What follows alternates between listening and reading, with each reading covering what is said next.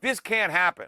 This future is impossible. There's no way we could get away with this. So something has to happen between now and then to prevent this from happening.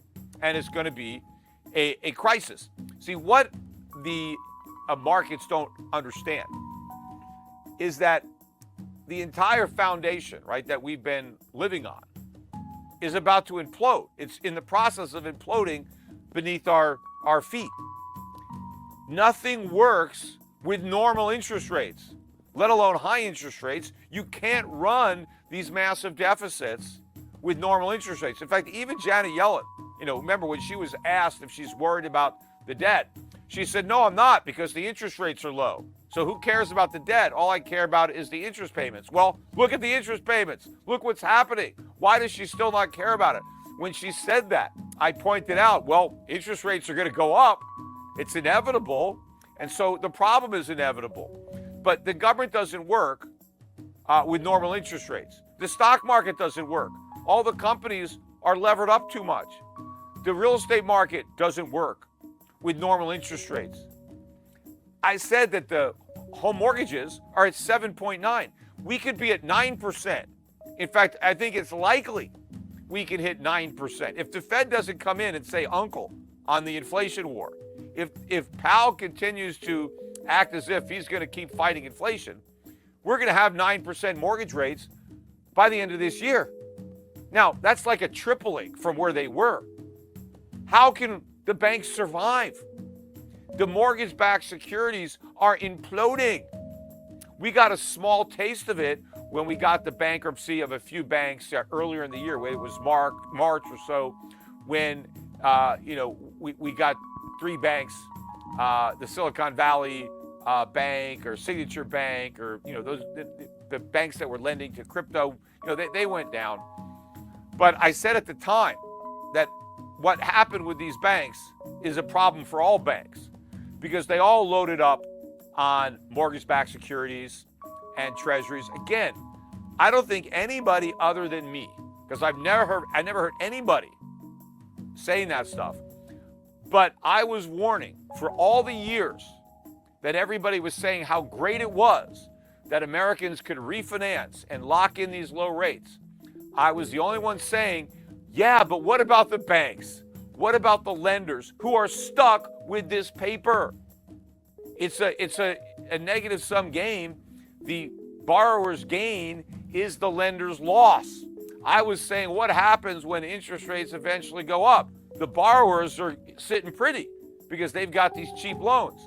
The lenders are broke because they've got all these underwater assets. They own mortgages or treasuries that have collapsed in value, rendering them all insolvent. That's why when I was talking on my podcast, people would call me up, should I buy a house? I would say, well, just make sure you get a 30-year fixed rate mortgage, because at the end of the day, that's going to be your biggest asset, your mortgage, because it's going to be your bank's biggest liability.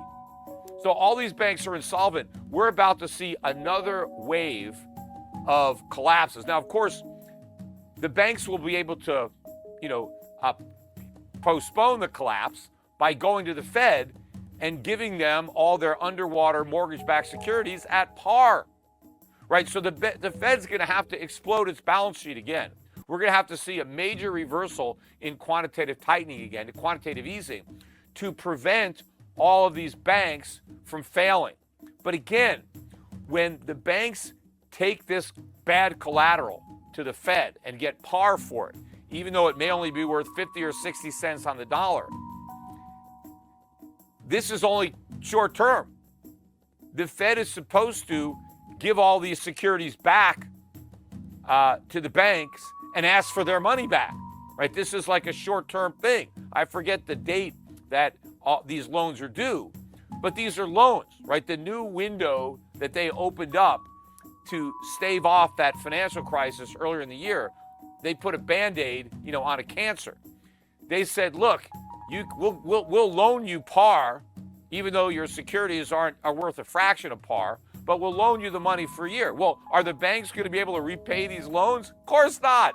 They don't want that collateral back. They'd immediately be insolvent. The reason they're not insolvent is because they dumped all that bad debt on the Fed. But the Fed is pretending it's going to give it back to these insolvent banks. But if it gives it back to the banks, they'll be insolvent. And so it can't. But when the Fed has to admit this, again, that's letting the cat out of the bag. But if it continues this, then the balance sheet is going to have to explode. But then in order to prevent all the banks that took advantage of this from failing, Powell is going to have to extend the maturity of these loans. Again, he's going to be extending them indefinitely because the banks cannot repay the loans without failing. And of course, if the banks fail, well, there's a financial crisis, and who's going to bail them out? You see, if Powell is going to continue to fight inflation, nobody can get a bailout. The minute there's a bailout, you stop the inflation fight, because inflation is how the Fed bails everybody out. They bail out banks or they bail out the economy by creating inflation. The government is going to have to level with the people and tell them, you know what, the party's over. We got to either massively raise your taxes or we got to slash spending. We can't keep spending all this money that we don't have. We can't keep giving people Social Security checks because they just take that money and spend it. People on Social Security aren't working, right? They're retired, so they're not producing, but they're spending a lot of money. They're driving up prices. You want to cut back on inflation, you got to take that Social Security money away. Or you got to take money away from somebody else so that people on Social Security can spend it. So either you cut Social Security benefits or you raise the taxes of the people who are paying the Social Security taxes. So you got to raise the payroll tax or you got to cut Social Security. But the politicians don't want to do either one of those, and they didn't have to do anything for years because they could borrow the money instead. And the only reason they could do that was because interest rates were rock bottom. Well, they're not rock bottom anymore. They are normalizing, and they're nowhere near where they're going to go. We still have a long way to go up. People are in denial here. Right? Again, they expect the Fed to cut rates any moment. How can they do that with inflation where it is? By the way, oil was up again today. Oil is back to almost $91 a barrel. And this is with the dollar going up, right?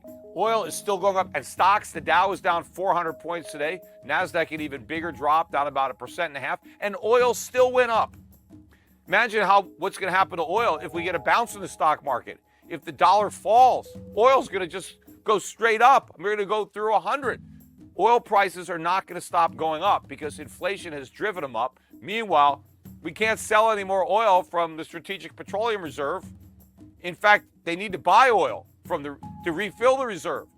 And they're going to have to buy it back at a higher price than they sold. It's going to be a lousy trade. The American public is going to get stuck with a loss. Now, maybe they won't even buy it back for a while. They'll just watch the price go up before they have to try to buy some of that oil back. But you can't cut rates. The markets don't get this. Yes, the Fed slashed rates to zero in 2009. In fact, it slashed them to 1% in 2001 after the financial crisis. It slashed them to zero in 2008, and then again in 2020 with COVID. Everybody expects, okay, the Fed's going to slash rates to zero again. They can't do that this time. The only reason they got away with it is because inflation, the way it's measured, was under 2%. And Powell could say, well, we can print more money, we can do QE to stimulate the economy because we're underneath our inflation target. And since we need to get the inflation rate up to 2%, we can do this because now we kill two birds with one stone. We stimulate the economy, plus we push up the inflation rate so that we can get to our target. So quantitative easing, stimulus, the Fed conceded that those policies would push the inflation rate up because that's what they claimed they wanted. They wanted higher inflation. So that was the justification. But if we have a crisis now, if the markets crash and if banks start failing, but the inflation doesn't come down, how do you justify cutting rates? You can't, because inflation is too high. You can't say, well, inflation is 4 or 5%, but we're going to create even more of it to try to prop things up. That will just crash the dollar, send prices ballistic. In fact, I think that at some point soon, that's going to happen anyway.